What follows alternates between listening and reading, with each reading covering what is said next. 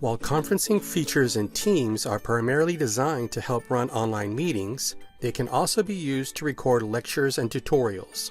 Before you record, you'll want to get your content ready.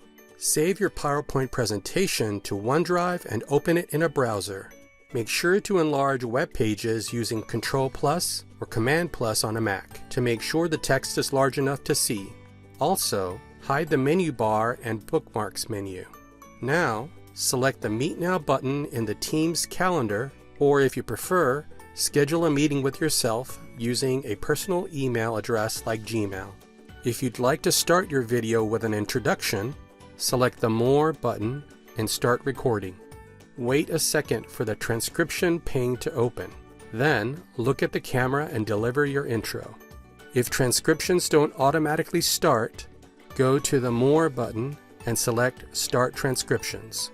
When you're ready to share content, turn off your camera and select the Share button. If you're going to share a video, select the Include Computer Sound toggle.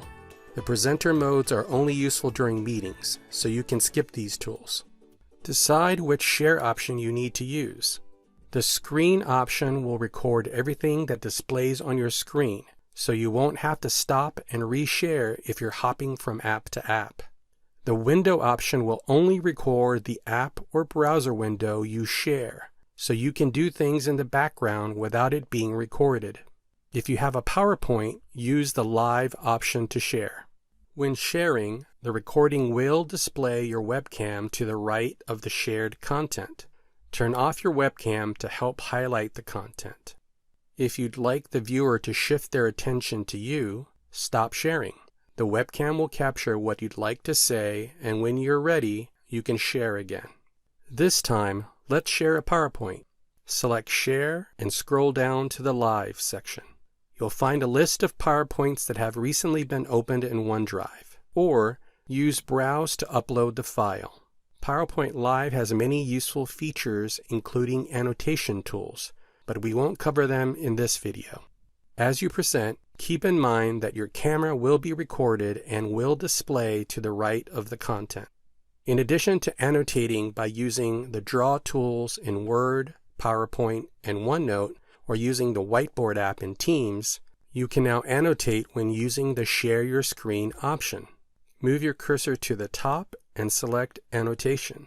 Notice that for meetings, you can have all meeting participants annotate. Select the Only I Can Annotate button. Teams will copy the top window and open the Whiteboard app with that image. Use the tools to mark up the page, and once you're done, stop sharing. Teams will save the annotation as a Whiteboard file. Once you're done recording, leave the meeting and Teams will automatically save the video directly to your personal recordings folder in OneDrive.